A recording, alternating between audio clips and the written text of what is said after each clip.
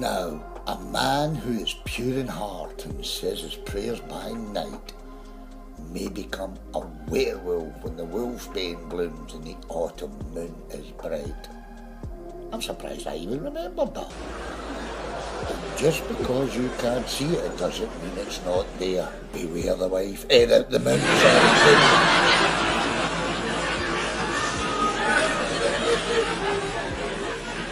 Rural North Wales. It's said a legendary supernatural creature prowls this remote landscape.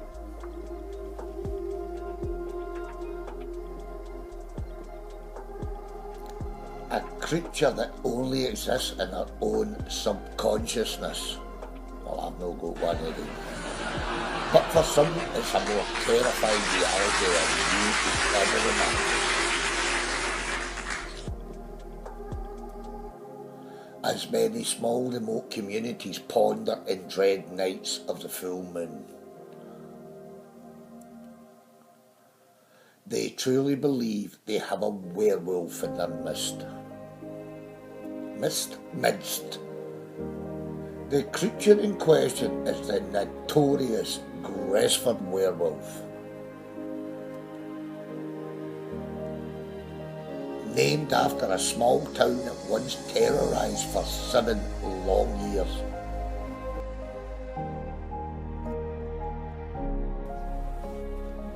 Now folks, don't watch alone or while the mother-in-law is in the room. I mean, this film might be scary enough.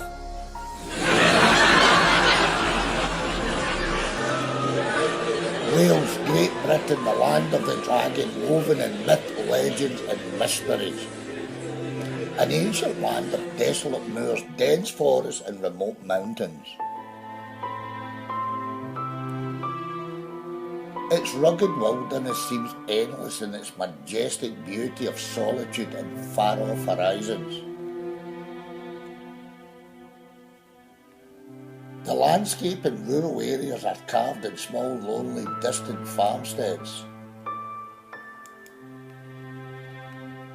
Pastoral scenic views, cattle and sheep. No werewolves. Oh wait, it's Lightyear, reprobate. Land of the free roaming Welsh ponies living off the fruits of a perfect environment.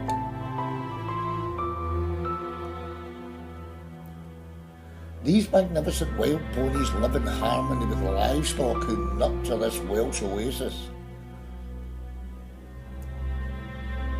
Local wildlife home to thousands of deer. This truly was a pristine land of plenty, a paradise on earth. But when the darkness descends and the full moon rises, then that paradise soon becomes a nightmare, a hell on earth, just like my marriage. The atmosphere turns to terror as a chilling sound of howling echoes in the dark voids of the valleys. Something is out there, something really terrifying.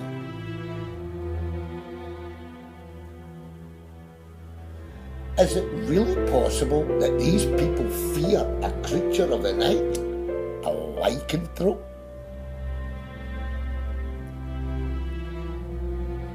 Or is it a hereditary self-induced paranoia passed down through the generations? There's one thing I do know. These isolated farmlands and remote villages really do have cause for concern. Something is definitely out there running loose in the moors. Something unknown, something unnatural.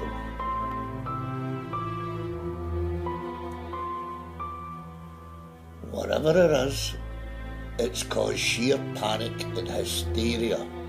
In 2014, I drove down to those moors during the night of the full moon, a vacation to finally experience for myself of the chilling atmosphere of a lichen. And I live to regret it. I was very dubious in this supernatural vacation. I saw the sights and travelled through the rural, remote landscape. I couldn't believe I was actually in the realm of the Gresford werewolf.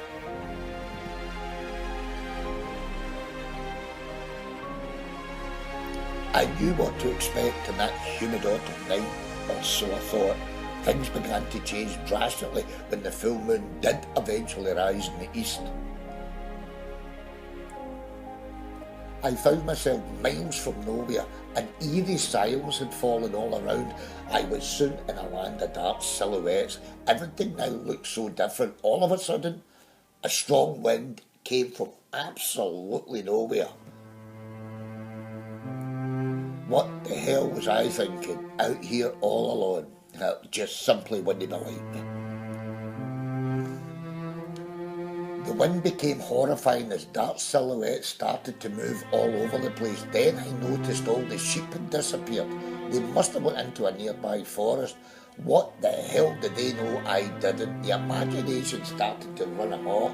I thought I heard howling. It was only the wind, or was it? I was about 50 miles from nowhere, all alone, and now getting very nervous. I kept telling myself, this thing doesn't exist, but my subconsciousness told me otherwise.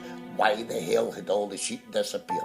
A sixth sense kicks in, and it tells you that is not the wind. You start seeing things. That huge black silhouette wasn't there a minute ago. You've put yourself in mortal danger after all. You're the one that came looking for this thing. You got your wish. It's found you. I started to get that uneasy feeling of being watched. I was losing it. I thought I heard howling. The wind had drowned it out. All the sheep vanishing like that started giving me a real bad feeling.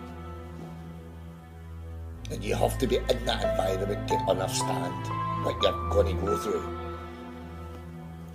Then I heard something real close coming from behind the car.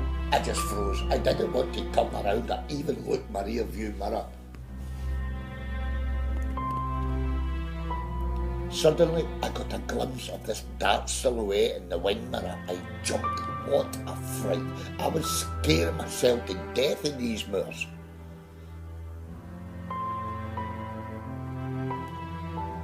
Oh, goddamn dear. It virtually reduced a grown man to tears.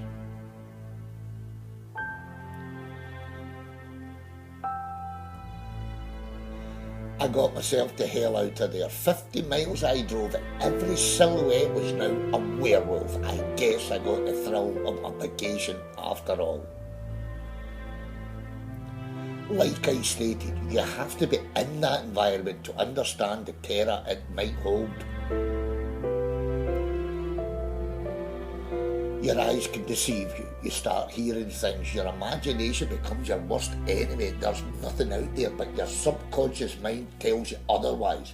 Maybe this thing does exist, only now do you doubt your sanity. Be careful what you look for. It just might find you. And I went through all that crap. In the valleys and moors of North Wales, these thoughts of self-induced torture may not be simply the imagination. Sightings of a large black wolf-like creature have been reported for over 200 years. Many believe it's a legendary Gresford werewolf, a creature that's actually killed people. That is a fact. Believe it or not, the Gresford werewolf is down on record as being the most deadliest lichen in British history. I had to look into that later on. Which begs another question. Lichens? How many are out there? To this very day, in nights of the full moon, livestock and wildlife are found mutilated the next morning all over the Welsh landscape. Terrified backpackers and campers still report seeing some sort of large black bear-like or wolf-like creature that can stand and walk upright on its hind legs. Now, a lot of these reports still go into this very day. What exactly is it people are reporting? Police take these reports very seriously, but never comment on any findings. It's not prudent to comment on a 200-year-old legend. I wonder why. Whenever a mutilation appears in livestock, it's this bear-like creature that authorities prefer to. Or one of those black panthers said to roam the British countryside. Anything is better than admitting to a 200-year-old folklore. Understandable. Where would public confidence be if police were to admit to the existence of a werewolf?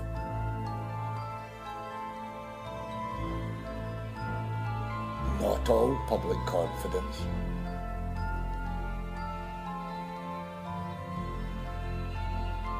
Especially those who've had a real close call.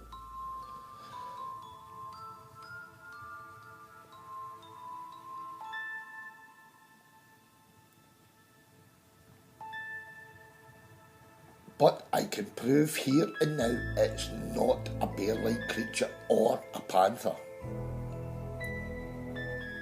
You see, those creatures simply don't howl.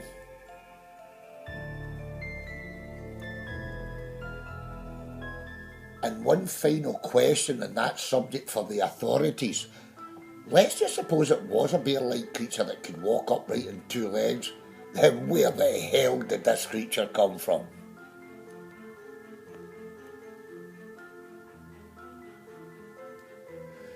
The truth is out there, somewhere. It can't be hidden forever. I guess you have to be in that terrifying environment to fully comprehend its true horrors. I lived through it. And I went down. So what is it people are saying? What is all that howling? Something sinister is scaring them in the twilight, or is it simply the imagination running amok because you know of that place's cryptic history? When chasing cryptids, you must have total control and complete discipline. Train the brain. If you lose her out there in such a potentially hostile situation, then that forest in the dark can kill you much quicker than the cryptid you think is chasing you. That's a fact. Now, in 2010, Welsh authorities were powerless to stop or hide mass hysteria on this 200-year-old terrifying legend.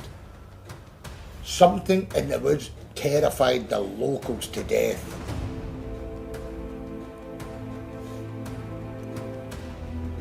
As the panic and hysteria grew, the national media got wind of the horror as local radio were to broadcast the terrifying incident. I wonder what made it terrifying. He was just a vagrant. The locals discovered a mysterious vagrant living rough in a nearby woodland. Camper? A hunter? Maybe? But his presence completely shook them to the foundations. Panic really set in, and I remember reading about this. The huge cause for concern was due to his animalistic tendencies, whatever that meant. We all know what that meant. This was one major crisis they couldn't control. The public demanded swift action and the media answers. The authorities then formed a huge search party to enter that forest. They must have been on tenterhooks, not knowing what might be waiting on them in there. So the cops are getting sent in, they know about the legend, and in they go. I'm pretty sure we all knew what was in the back of their minds.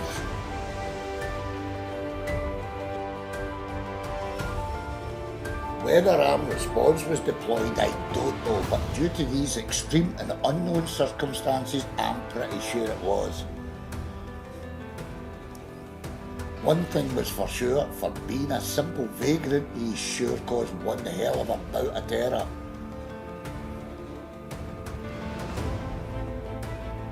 Then came the unthinkable. 14 zoologists sent to assist in this manhunt. Now what was everybody thinking?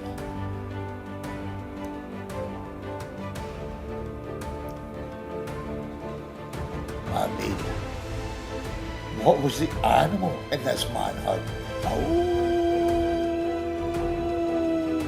14 zoologists specialise in unknown animals, cryptic hunters, just like werewolves. I wonder what the locals and those cops were thinking now. The huge manhunt was soon underway. A while later, they found a makeshift den where the vagrant had been living. The discovery sent even more shockwaves and hysteria among the locals. Even the police were in shock, because inside that wolf's lair, they found lots of raw meat and several changes of clothes. Could have been a hunter, a poacher, could have been empty. You could say, but his animalistic tendencies came to the fore after all. Just proves that they all believe in this legend in some places still down there. The vagrant was never caught, he vanished without trace.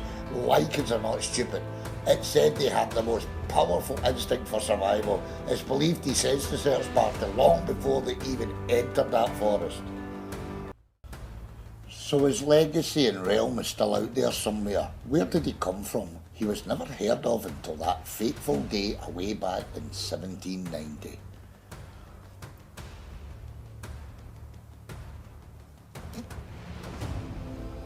A gypsy caravan had camped half a mile north of Gresford. 1790 saw hundreds of these Romany travellers fleeing persecution from all over Europe into Britain, though life here wasn't that much better.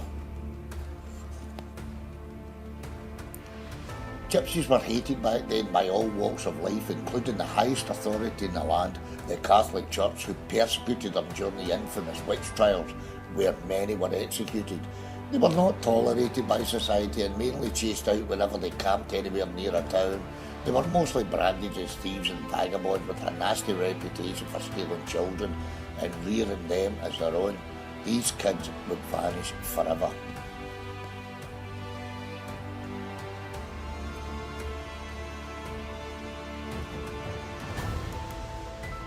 With those horrific reputations such as child abductions, it's not surprising they were hated wherever they went, though research led me to believe these allegations were vastly over-exaggerated.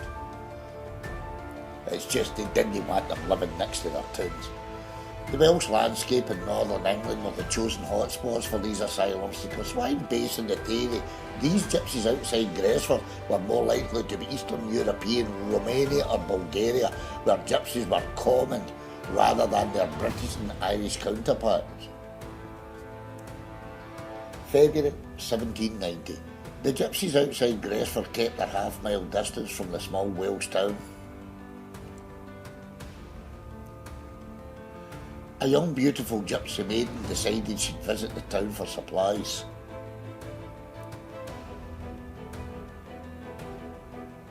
Her beauty didn't go unnoticed, but again she was just a gypsy and had no rights being in town. Her seductive charms were to attract unwanted attention.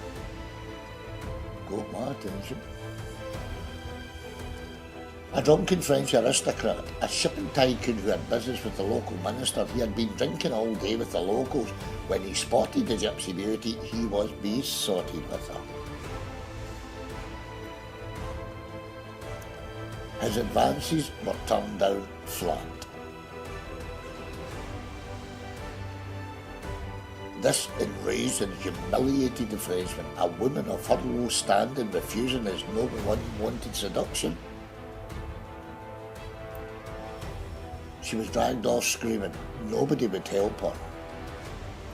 Nobility always got their own way. Catholic Church stood by her. Forced into a small building where she was beaten and raped. She staggered back to the gypsy camp, battered and bruised. It was a very common atrocity in them days for lone gypsy women to fall victim to such despicable acts. They never ventured out alone away from their own people for that particular reason.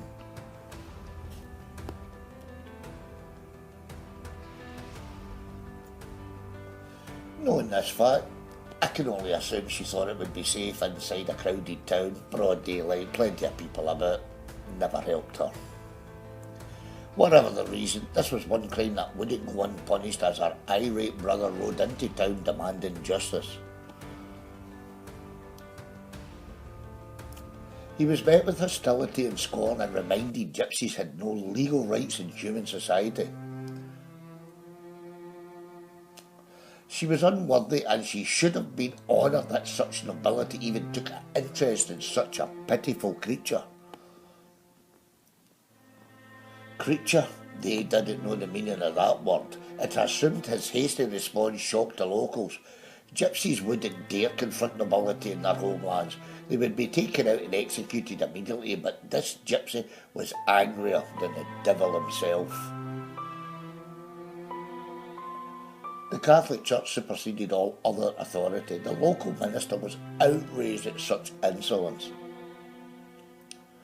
He decreed no crime was committed as gypsies had no social standing. He ordered the gypsy brother beaten and flung out of town.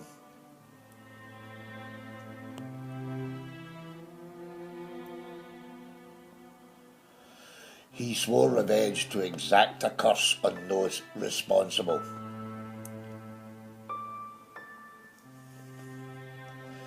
If only they knew the terror that lay ahead. The Catholic Church was as crooked as a highwayman they punished. What business this minister had with a French shipping and wine magnate was anyone's guess, which strongly suggests why he sided with the aristocrat. On that very same night, the full moon was to rise over the Welsh landscape. For the first time ever, the entire village was to hear a strange eerie sound of howling. Wherever it was, it came from just outside the village. There were no wolves left in Great Britain. By now they had been hunted to extinction.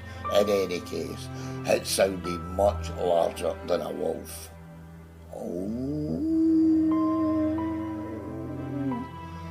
I need to get this finished because I can't type the pause.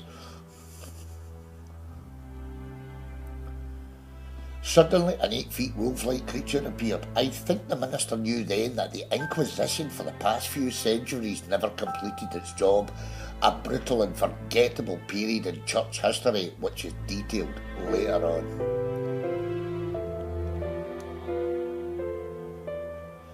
They could only watch in horror as the huge creature casually ambled into town, walking upright on its hind legs. Then it spotted the Frenchman.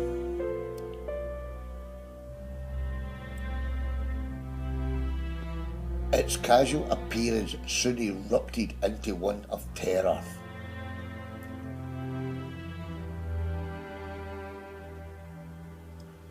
It grabbed him to the ground. It showed no interest in the rest of the villagers. And tore him to pieces.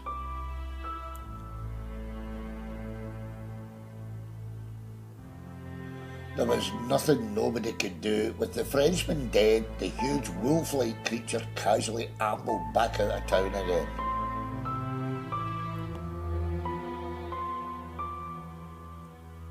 So, was this the birth of the Gresford werewolf?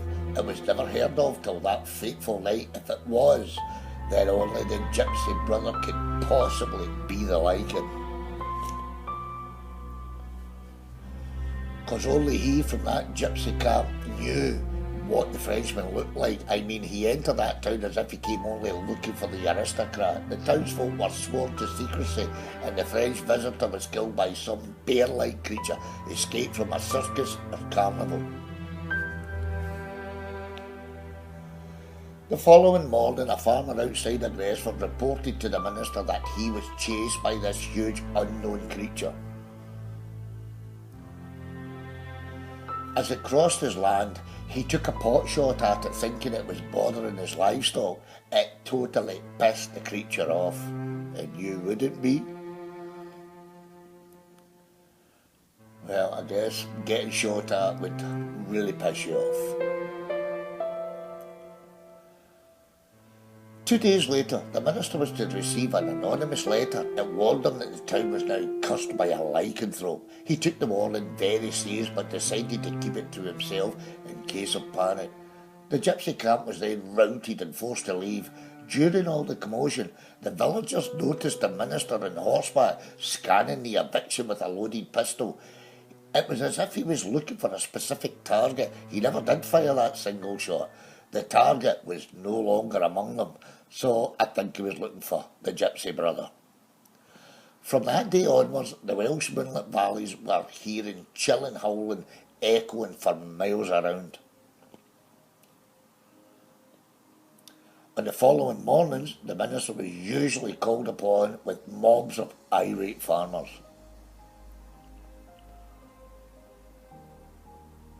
Cattle and sheep, all mutilated. Not even the wildlife escaped this creature's wrath.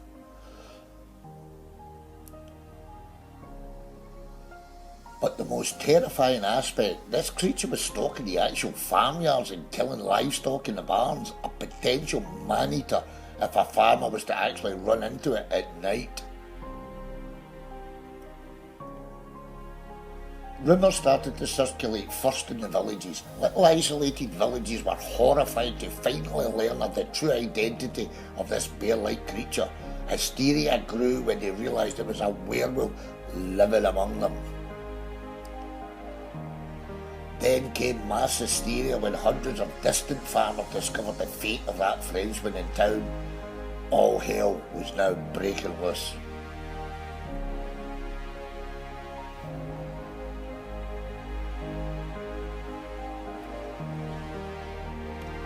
Everyone was now looking at him for answers. The anonymous letter had also leaked from within his own parish.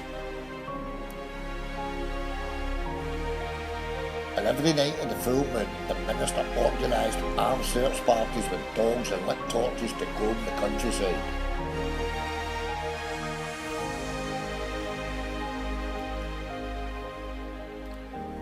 They heard its terrifying howls and found plenty of huge wolf tracks, but they never found the moonlit killer. They were all cursed for an eternity.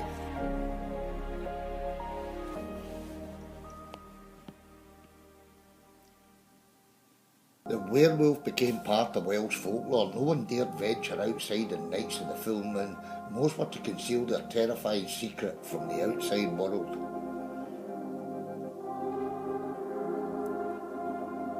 They were, however, tavern owners who whispered a friendly warning to stagecoach passengers travelling from town to town to beware the moon. Now, where have we heard that iconic expression before? An American Werewolf in London, the John Landis classic. I think it was 1981 they made that film. Those words were first spoken in rural Wales in 1790. In fact, werewolf films have taken a lot from Welsh folklore, and it's all thanks to the legend of the Gresford werewolf. For example, that unforgettable werewolf attack with Jack and David crossing the Yorkshire moors. This terrifying scene was actually based on a true story which happened in 1799. That is mentioned later on when an American Werewolf in London was repeated on the True Movies channel. People wondered why.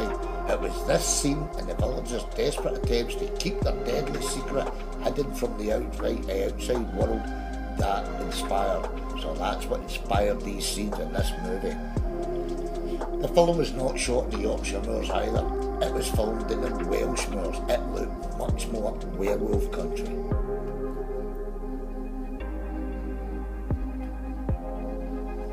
Where better to shoot a werewolf film? Where else? In its own backyard. Luckily for them, the real host didn't seem to mind.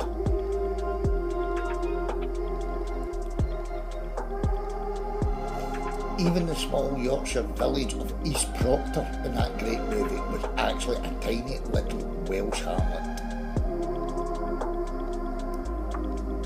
Crickadar. Have I actually seen that place. So why do all werewolf themes point to Wales?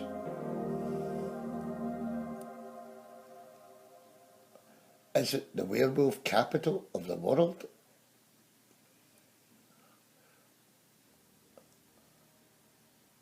Even the original Wolfman, 1941, was based in Wales. His ancestral home was Talbot Castle. The tormented soul here was Larry Talbot, famously portrayed by Lon Chaney Jr. He survived a werewolf attack by a gypsy lycanthrope whose people were camped just outside of a town. Now, I wonder where the producers got that idea from. A coincidence? I think not. This story was already notorious way back in 1790. Great movie, but remake's no bad as well. But it's all taken from the Gresford werewolf legacy. So, the legend definitely exists. Something is out there prowling the Welsh landscape. If this fear and hysteria is for real among these isolated farmers and villagers, then what must they be thinking when film crews arrive to shoot terrifying werewolf horrors in their own communities? Can you imagine the fear and dread these people must have during the next full moon after these film producers are packed up and left? It doesn't bear thinking about, as it only added even more hysteria to this werewolf pandemic. That year after the death of the Frenchman, 1790, a stagecoach travelling from Denbigh to Wrexham came under attack from a large black wolf-like creature. I think I said Wrexham to Gresford, I stand corrected. They were running late after repairing a busted wheel. The dark was to soon descend. This was the last place the driver wanted to be. The driver was Lee Griffiths. He knew he was in a lot of trouble, unlike his two young, unwary passengers. They knew the legend had grown. The full moon was almost upon them. Griffiths knew the terror these woods had in store.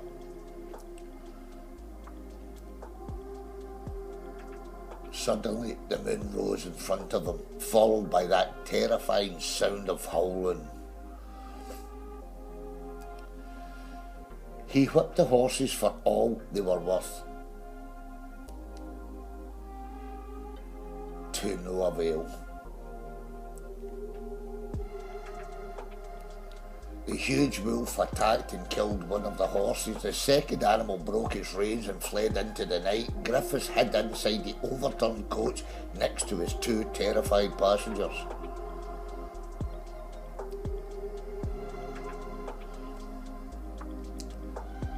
There was very little doubt the Lycan knew they were hiding inside the wreckage. Luckily, it chose to ignore them. It then disappeared into the night, presumably after the other horse. The terror was immense. They wanted to get the hell out of there before the creature came back. They suggested any nearby farm to report the horrific attack. Griffiths warned them that would be suicide. They'd be safer staying by the coach. That creature could be anywhere out there. Yeah, walking in the dark and, just pops out from the trees. Although the petrified couple were horrified at the prospect of staying there overnight, Griffiths made perfect sense. They would have no chance getting caught out there in the open with that thing. It was the worst and longest night of their lives. They knew the creature could come back at any time, as it knew they were vulnerable and stranded out there. It was an absolutely terrifying possibility. Nobody dared sleep. Every sound coming from the forest was a potential danger. The morning couldn't come quick enough.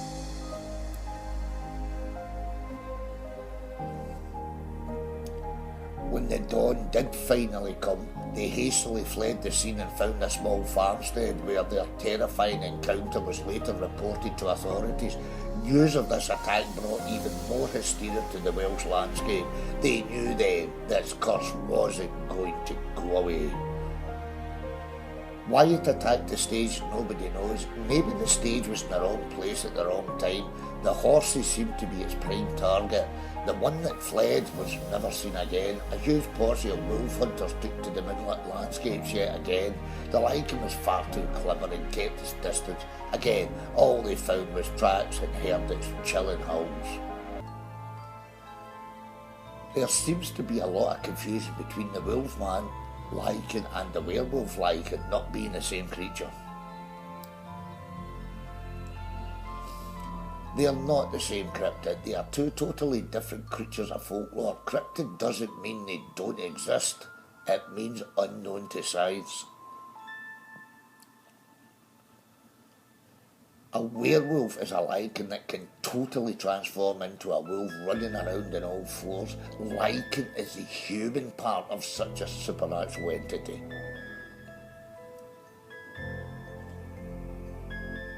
A wolfman is a lichen that only becomes half wolf and half man, walking on two legs and still partially clothed. All reports and accounts on the Gresford lichen suggest he's most definitely a werewolf, not a wolfman. That is, if lichens really do exist.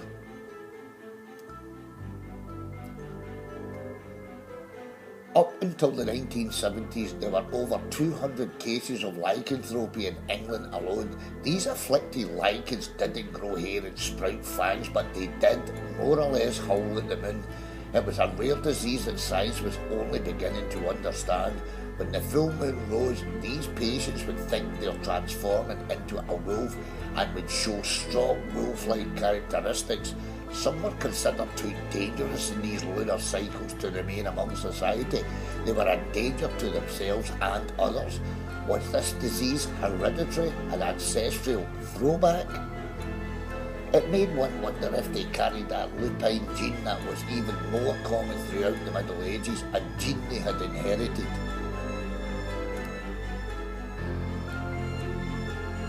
Was this lupine genetic untraceable? Is it just possible that's what scientists were looking for in these afflicted lichens? A trace of werewolfism, maybe handed down by full-blooded lichen ancestors? It's possible it's not as far-fetched as you might think, especially during the werewolf kill of the 16th and 17th century. It's believed the lichen bloodline was completely severed during this 200 years of barbaric kills. Lichens were hunted to near extinction. Their genes can no longer be passed on, and today's afflicted are merely very weak throwbacks. Now, these were barbaric church laws.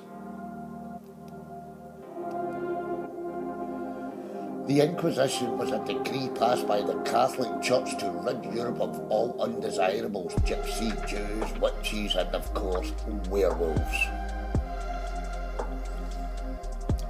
Better known as the witch trials.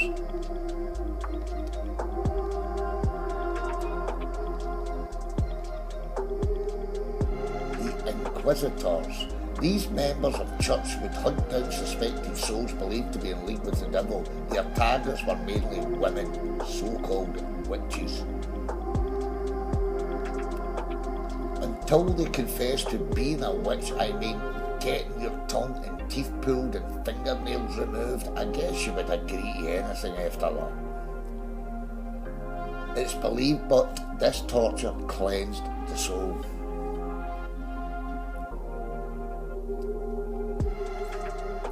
After confessions, you were burnt at the stake, so there was no way of cheating death. Lichens suffered the same fate. It's estimated that over 30,000 were caught, tortured and tried. They too burnt at the stake.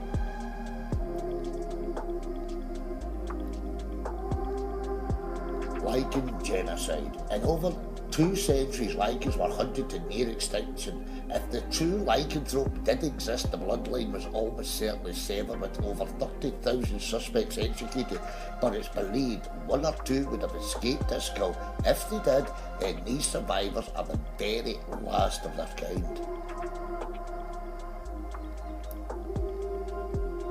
The Gresford werewolf. A possible survivor of the Inquisition who fled to Britain to escape the barbaric mass genocide. If so, this Romany gypsy is a dying breed, the last of a few handful left on earth. I'd like to assume if the Gresford werewolf did exist, then he's definitely an Inquisition survivor from Eastern Europe. He's also that gypsy brother who arrived in Britain around the 1700s. So how can that be the same lichen on the Welsh moors of today? Good question. Well, it's quite simple. Lichens are immortal. Unmolested, they can live through the ages. However, their bodies are just as fragile as ours. They can be killed just by simply crossing the road. Eternal life you'd think was a gift, but it isn't. It's a curse to eventually outlive everyone you ever loved.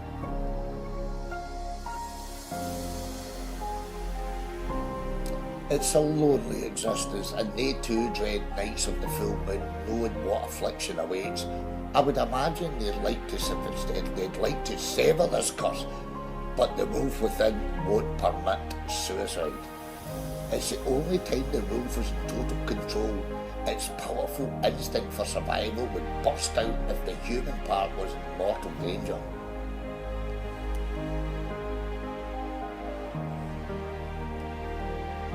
A lichen doesn't need the full moon to transform either. He or she can change at will, but all prefer to leave the wolf within alone. On nights of the full moon, that's a different matter. They transform whether they want to or not. On those nights, they must hunt and kill prey to survive. Luckily for us, they don't hunt humans no more. In this day and age, that would be suicide. So if they do exist in places, does that mean we have nothing to fear? I guess that all depends on your point of view. I mean, it's a werewolf. Hollywood has chilled us to the bone with their savage, bloodthirsty taste for human flesh. So I guess if you did see one, you're more likely to die of fright. In Britain, there has been hundreds of sightings of a wolf-like creature walking upright on their hind legs, yet they all lived to tell the tale. I'm pretty sure it saw them long before they even knew it was there. A lichen could be standing directly behind a tree you're in front of, and you wouldn't know a thing about it until you felt its hot breath in the back of your neck. So, no, we really shouldn't be afraid, but that's easier said than done. Hollywood, yeah. I guess we can thank the werewolf horror films for giving us all that false terror to begin with. They say when a lichen transforms, he's still in total control of the beast unleashed. He knows exactly what he's doing. Like I said, the only time he's not in control is when the liken's life is in danger. Only then does the wolf part take full control.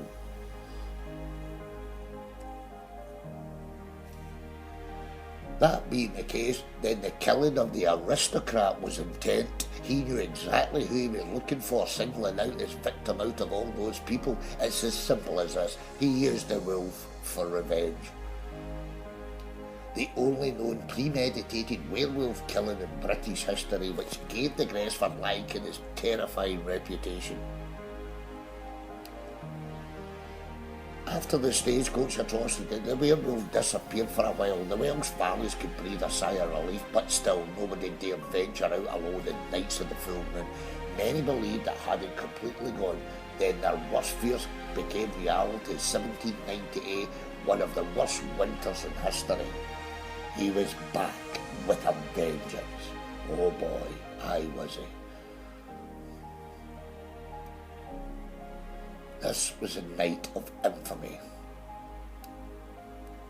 A farmer checking in livestock that night due to the extreme cold noticed huge wolf tracks in the snow leading into his neighbour's farm. The ominous tracks left him with little doubt the Gresford werewolf was back. He was horrified as the tracks were leading straight towards Farmer Bennett's homestead.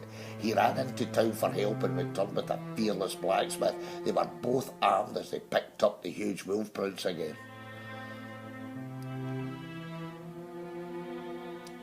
Horror awaited like the likes of which will never be seen again.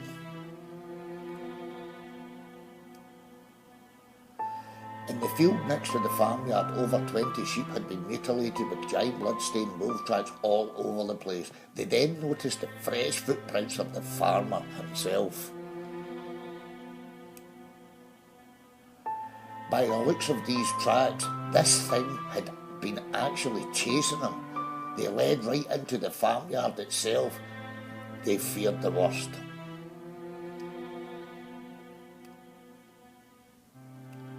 When they entered the farm, even more horror awaited. There was blood everywhere, dead sheep, cows, pigs and 4 dead horses all mutilated. There was no sign of Bennett. Then they found Nero, Bennett's faithful sheepdog. It had been torn to pieces and eaten.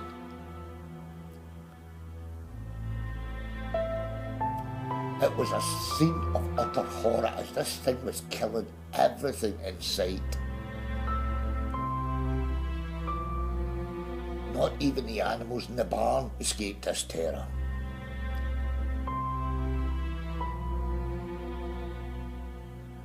They approached the farm building cautiously, knowing the creature might still be around. They peered inside the small kitchen window to find Bennett hiding underneath the table, armed with a pitchfork. He had barricaded the solid oak door as the wolf tried to enter the building.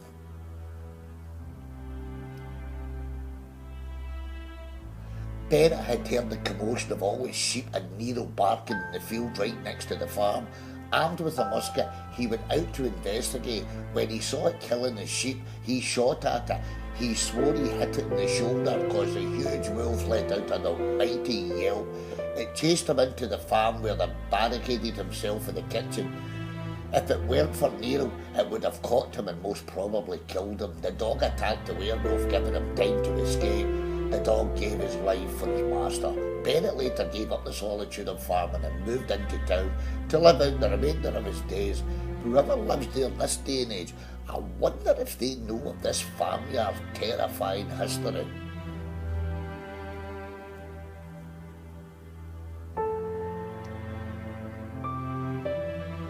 They hunted it again. Even in the freezing conditions, this terrifying lichen just had to be stopped.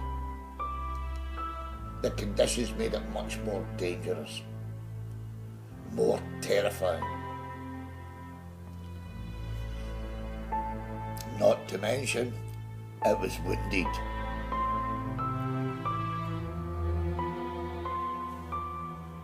Nothing more dangerous than hunting a wounded animal, never mind a werewolf. Coincidence? 2 days after Farmer Bennett said he actually shot the wolf, a doctor across the English border in Cheshire treated a patient with a musket ball lodged in his shoulder. The doctor described the patient as being of European gypsy origin who spoke limited English, but he never forgot the intimidating reaction of this gypsy as he removed the musket ball. The patient was clearly in agony as the vice grips took the pellet out. He didn't yell. He growled at the doctor, and it looked as if he was restraining himself from pouncing from the chair and attacking. He noticed the eyes had quickly changed colour from dark hazel to bright yellowy, and back again. After the procedure, he never saw the gypsy again and put it out of his mind until months later when he heard of the troubles across the border in Wales and the shooting of this supposed werewolf. If it was the Gresford lichen, then the reaction of intimidation was him fighting to keep control of the beast within, as the procedure might have been misunderstood as a doctor actually attacking a gypsy. Like I said, it's the only time the wolf within takes total control is when the liken's life is in danger. So was this merely a coincidence? I think I'll let you make up your own minds. There is one werewolf out there who defies the odds in like and tradition, if you like.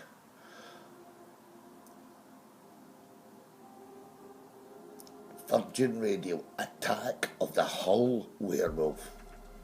Yeah. Hull residents report werewolf sightings. Old stinker of Hull, I call him the inquisitive werewolf, named because of his foul odour and bad breath. Now, I wonder who got that close to him. He's become a celebrity in the Hull area.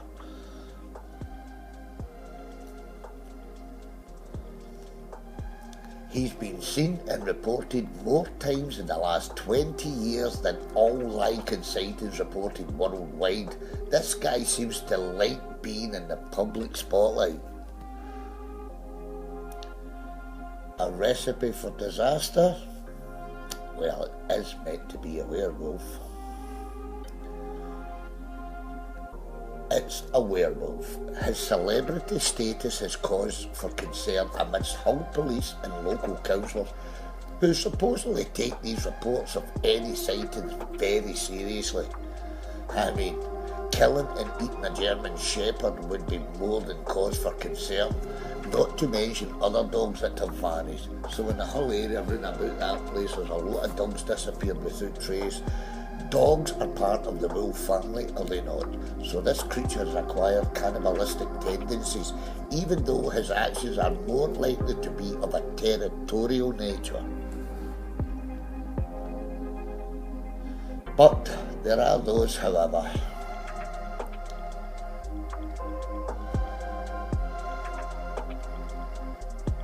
who love the idea of their supernatural star attraction. They gather in groups at night during the full moon to get the ultimate photograph. Now I've heard of all.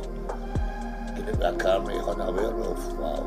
But they forgot about one tiny detail. Cameras, this goddamn werewolf.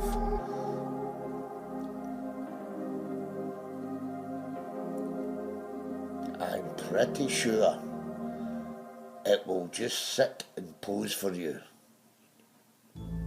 Maybe throw a stick while you're at it, you know. But you also forgot one other tiny little detail.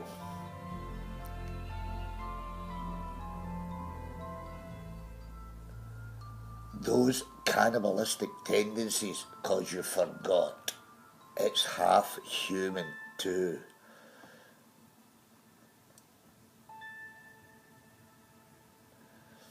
It's an enigma.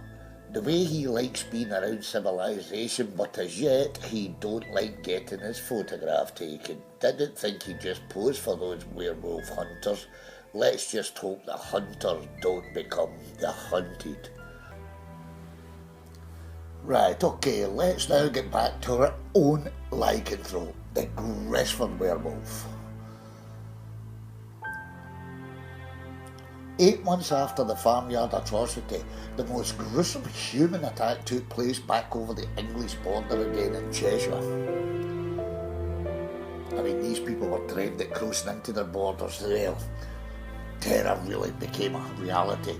It was harvesting season and it looked like the Gresford werewolf had extended his territory after being treated by that doctor that year. Who knows? He may even have worked in the field. One thing was for certain, many blamed the werewolf for a terrifying double mutilation.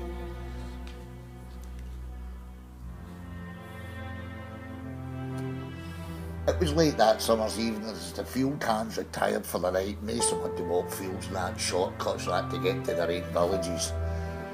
The full moon had risen over the Cheshire landscape. By now they too had heard of the Welsh werewolf, and being so close to home, they dreaded it crossing over into their borders.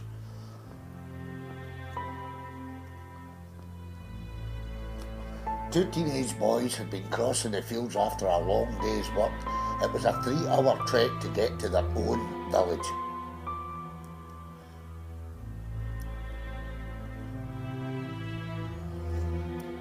They were traumatised as they saw the huge wolf-like creature emerging from a small woodland. They were out in the open and nowhere to hide. The werewolf was staring intensely at them and let out a terrifying howl.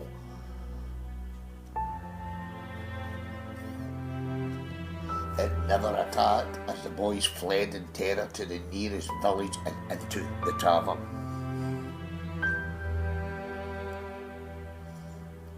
They knew this would be a hard pill to swallow because these people were dreading this thing crossing into their territory. Locals, they just weren't amused. This was the news they were dreading. Not from that village, they were asked to leave. They refused until dawn arrived. The locals called in police. When police did arrive, the boys learnt that 2 local vagrants lived in that woodland they described where the creature emerged. The police couldn't budge them. They realised the boys were genuinely scared. This wasn't a hoax as first thought.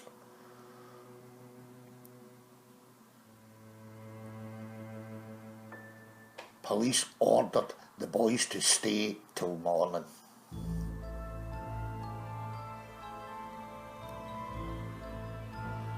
And their story would be checked out first thing. So obviously they were going to go there and look for footprints and all that, where they said they seen this wolf coming out the forest. At first light, their fears became reality.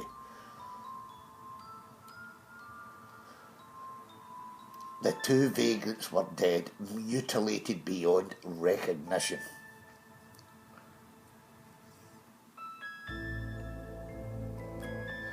One of them was totally decapitated. His head was never found. A massive manhunt or wolf hunt was soon underway. Local police stated it was a work of a crazed psychopath. The 2 victims were dismembered by an axe or similar weapon, but villagers had other notions on the killer. Police also added the bodies were half eaten by wild animals such as foxes or badgers, most likely responsible for the disappearance of the severed head. Till this day, the crime remains unsolved. The culprit was never captured. Many believe the wolf emerging from that forest was too much of a coincidence. I think in this case I'd have to side with the authorities. A crazed psychopath, but what reason he'd have for killing 2 innocent vagrants, I don't know. Maybe they saw the killer doing something illegal earlier on and this was his way of silencing them for good. Who knows? If it was the Lycan, then why didn't it attack the 2 boys crossing the fields? It just doesn't make any sense, because it did kill and eat a cow in the same pasture after the boys had fled, which meant it was still hungry and unlikely to have dined on the 2 vagrants. It's more likely this killer used the werewolf legend to commit his hideous crime. So I think it was a cover-up with some maniac, killed them and the werewolf get the blame. If this Lycan exists, then only he can possibly identify the real killer who committed this senseless double murder all those years ago. I'm pretty sure he'd know the true identity. I don't think it was him, or he would have most certainly killed those 2 boys. I mean, the Frenchman was a revenge killing, right or wrong. Those 3 stagecoach passengers were also unscathed. So if the Lycans do exist worldwide, they pose no danger to humans, or we'd know about it by now. The Beast of Bray Road. Terror of the Wisconsin Wolfman. Disgusted eyewitnesses watch him eat bloody roadkill. The Beast of Bray Road is a creature reported in 1936 in a rural road outside of Elkhorn, Wisconsin. The same label has been applied to other sightings from southern Wisconsin and northern Illinois. Bray Road is a quiet rural road near the community of Elkhorn. This photo here is the most famous image caught in camera. Guy passing by in a car took a snippet of this thing about to cross the road. Many have reported seeing this creature. It terrifies the locals, but as yet no one has been attacked by this huge wolf-like creature. There is, however, confusion over its identity. Is it a werewolf or a dog man?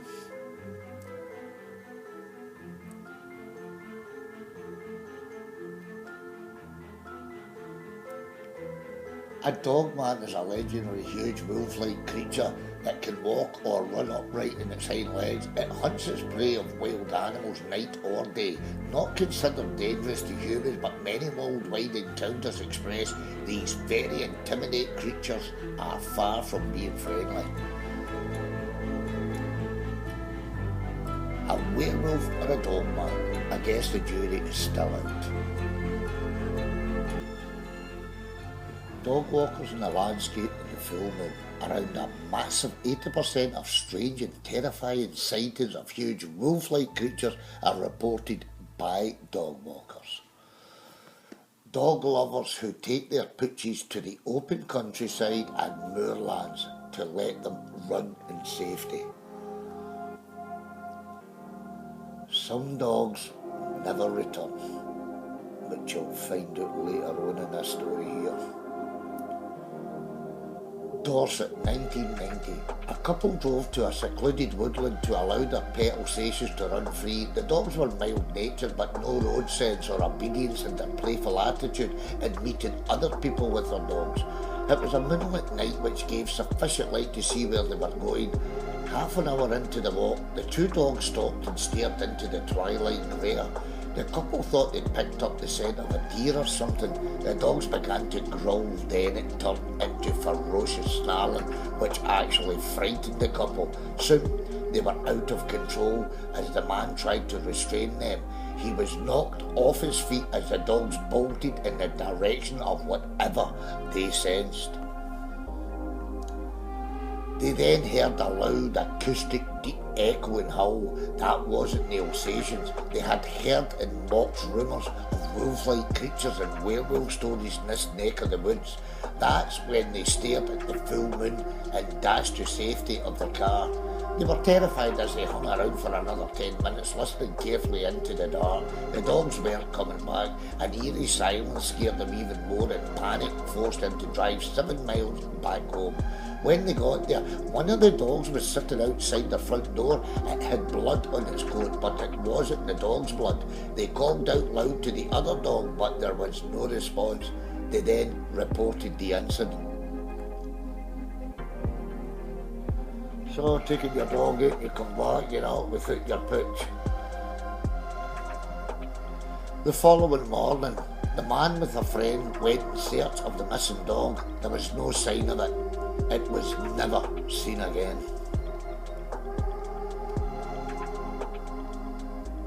Just one horrific story of many dog walkers' encounters. Trust me, there's plenty more where dog lovers have returned home traumatised without their pet, some coming face to face with a large wolf-like creature, leaving little doubt the fate of their missing companion. And next time, remember this: if your dog senses something in the dark and starts acting erratic, refusing to go any further, that's a warning. Look up to see if there's a full moon, because the dog knows something you don't. Something is out there watching you. It may not be a werewolf, but the dog is not barking and staring into the dark for nothing.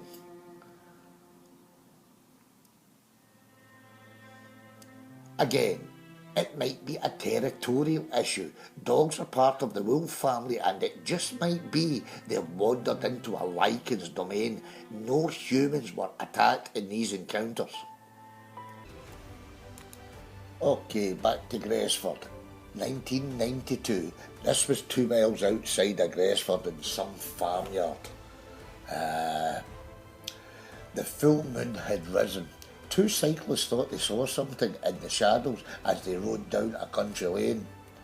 I don't know if they report, they must have if I've got this information. Others reported strange howling that night.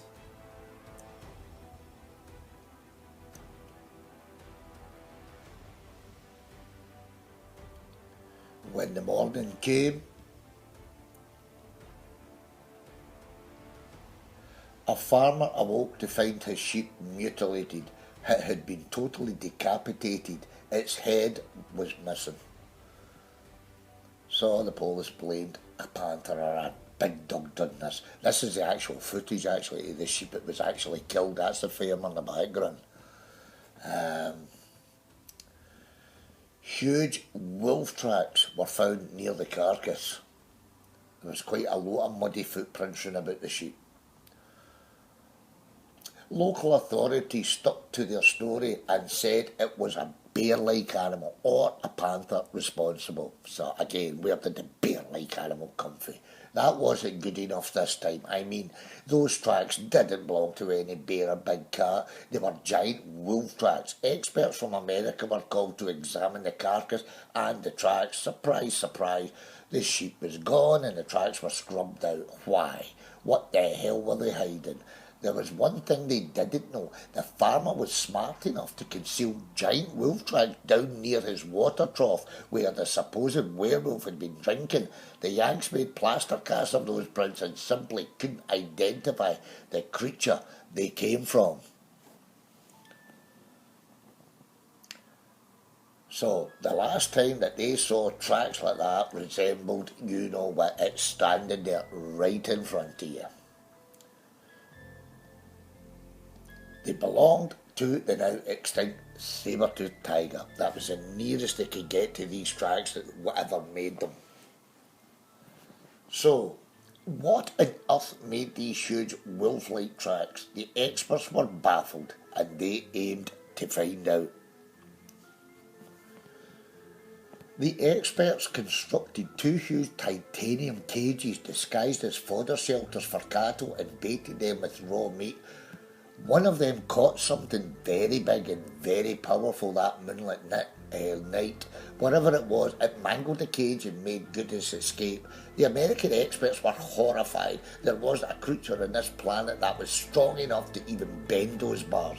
They found even more huge wolf tracks around the broken up cage. They were later mocked by two supposed reporters who stood out at a brief press conference they gave before leaving back to the States.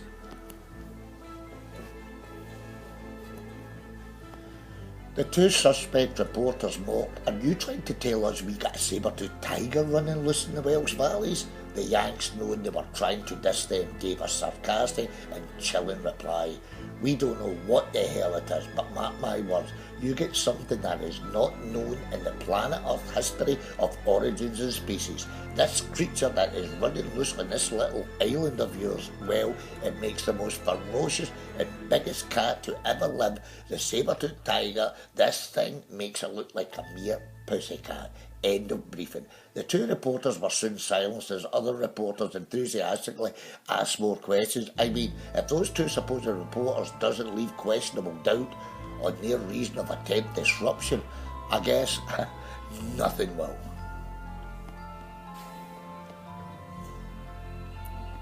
It seems pretty obvious those guys were of Welsh authority out to discredit the American findings. Who stole that mutilated sheep? Who erased those wolf tracks? Maybe they don't know what's really out there, but trying to cover up a legendary mystery that might mock their credibility.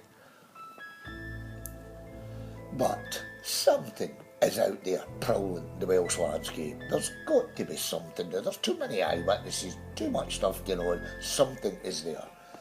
Are all these eyewitnesses lying a mass hysteria? So who are you going to believe? These guys clearly hiding something?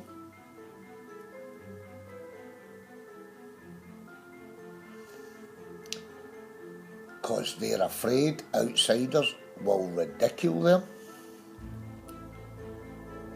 And what about these guys? It's only a harmless bear-like creature or a panther people are being hysterical over.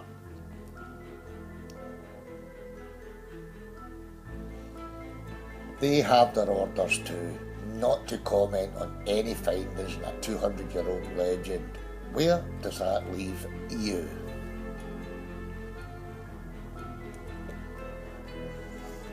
If asked to prove the farmers and villagers wrong and prove the authorities right that nothing was really out there in the Welsh landscape, would you now be willing to prove that theory? To get dropped off 100 miles from civilization, all alone, no phone, know nothing, just you and the solitude of a tent. Scary, scary thought. To await the rise of a full moon, to endure uncertainty till the dawn finally brings all those terrifying nocturnal thoughts of doubt to an end. It would be too late, no way of calling for help if you did see or hear something terrifying. That tent would be far from being of any comfort. So out in the middle of nowhere, you hear something, you're 100 miles from anywhere, you're going to panic. You just panic and flee the tent. But that terrifying howling you just heard, well, it was most probably just a farmer's sheepdog. But realise you don't think along the lines, you know. Are you willing to bet your life on that? It was a farmer's sheepdog, it wasn't a lycanthrope or some supposed bear-like creature. Well, willing to bet your life? You just did. We all like to think that something is out there lurking in the shadows, swimming in the oceans, or visitors from another world. We all got our own ideas of the unknown, the horrors fantasy our subconscious state of mind might tell us, but we want to believe in them. Vampires, aliens, the Loch Ness Monster, Bigfoot, werewolves, the abominable snowman and the Gresford gypsy lichen. We need them. It's human nature to scare ourselves to death. Can you imagine a tedious world without them? Our monsters are a huge part of our existence.